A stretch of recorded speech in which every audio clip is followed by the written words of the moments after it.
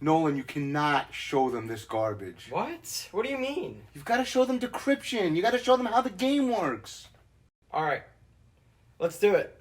I love cryptograms. They're fun, addicting, challenging, and rewarding. But there's a problem. It turns out there's an offensive lack of cryptograms to solve out there.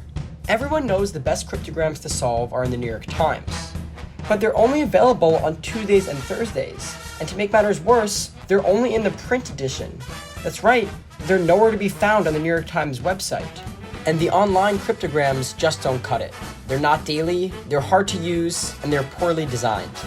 Enter Decryptions, a daily, modified cryptogram game that's a joy to play. When you first visit Decryptions, you're greeted by a welcome page. Every day, there is a new puzzle in accordance with a set theme. But what is a cryptogram anyway? To form them, every letter is replaced by a different letter. For example, every H might be replaced by a Q.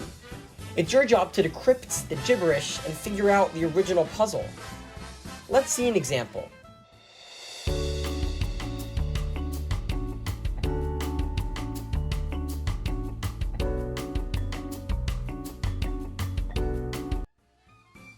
Fun, right? Let's look at some tips. First, you want to try to target single and double letters, since they have the least possibilities. Then, look for three-letter words. The is probably at the beginning, and if it's a question, it's usually who, what, when, where, or why. Then, look for common letters, which are often things like E, T, S, or R. Don't forget the vowels. Finally, use context clues. The thing about cryptograms is that they start out hard, but they get easier. My favorite part about them is that the game transforms from a pattern-recognizing type thing into a fun fill-in-the-blank. But enough of these tips. Let's play. First, you're prompted for a letter to replace.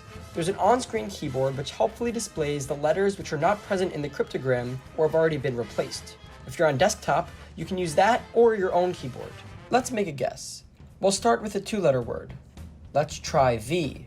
When you pick and replace your letter, they become highlighted to help you better discern their frequency and context.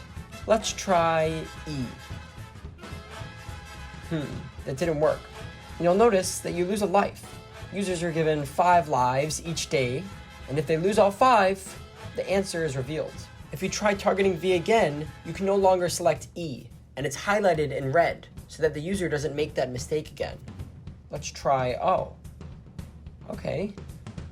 You'll notice that when a new letter is selected, the O now appears green. Let's speed things up a little. One thing to point out is that you can always use the delete button to replace different letters, or to try different combinations.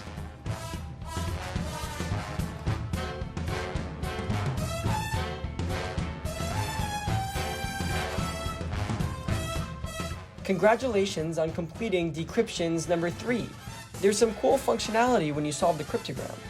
You can click Share and share your results, which change depending if you've won or not. Or you can click View Stats.